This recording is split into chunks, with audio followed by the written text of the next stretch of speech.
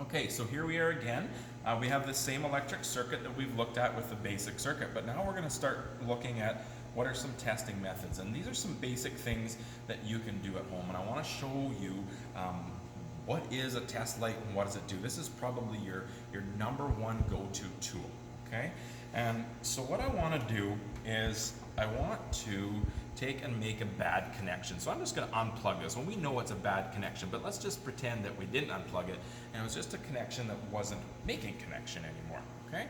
So now we have this circuit.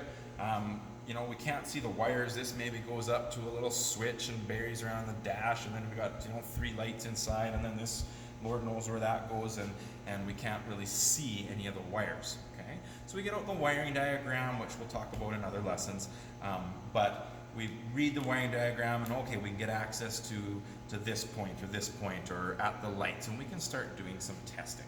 So what is a test light and what does it do?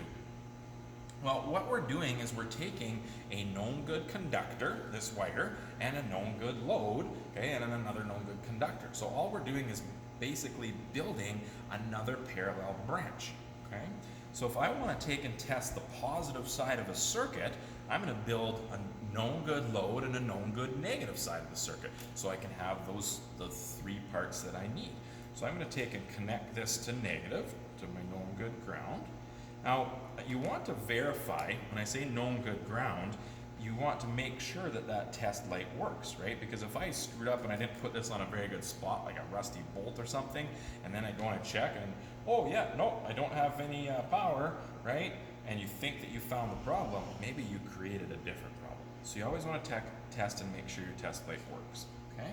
Now, we're going to do what we mistakenly call testing for power. Okay, every technician says it, and it's a very common term, and it's not really actually true because power is an entirely different thing that's a measurement of electrical work. So we're not actually checking for power. What we're meaning is, do we have continuity through to the positive side of the battery? Okay, so we take our known good negative side, our known good load, and we touch some point in the circuit. So if I touch here, okay, that shows that electrons are leaving through here, through my known good test light, through my load, through here, and collecting back here. I've made my own branch. It doesn't matter about all this because I made a new spot for them to go, and I'm only using this blue wire, okay?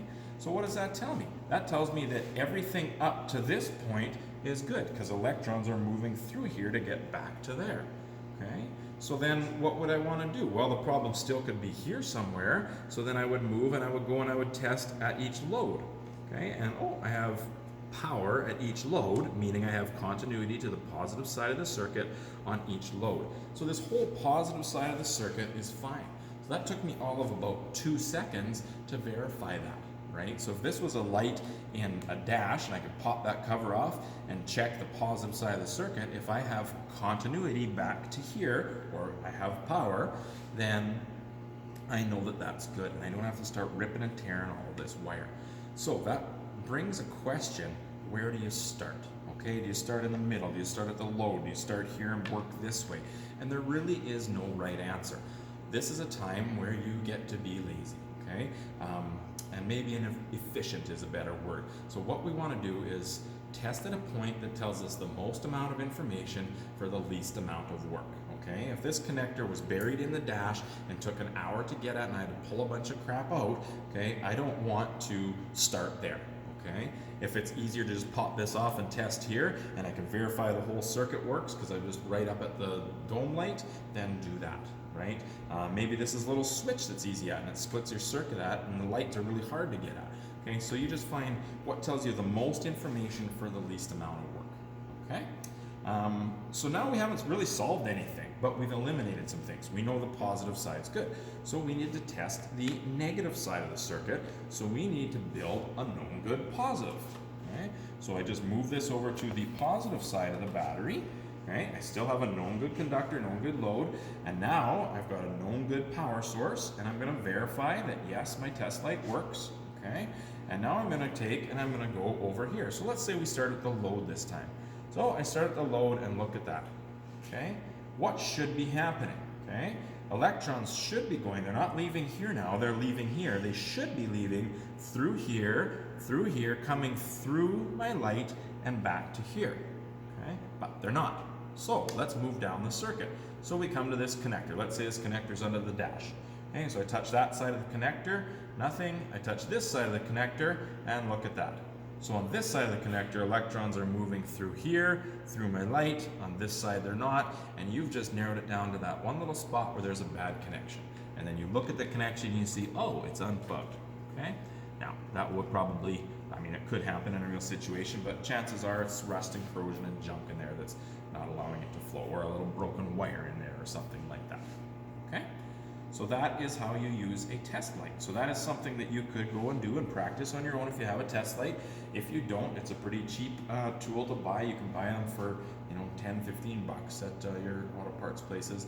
Great tool to just have. So you could take a tail light out or something and check for the positive side and ground side and do exactly what I did here and just practice that a little bit. One thing to caution you is this is a conductor, of course, right? So if you take a bulb out and you've got two prongs there and one's positive and one's ground, and you go in to touch and check the positive side and then you switch to check the ground side, that's fine.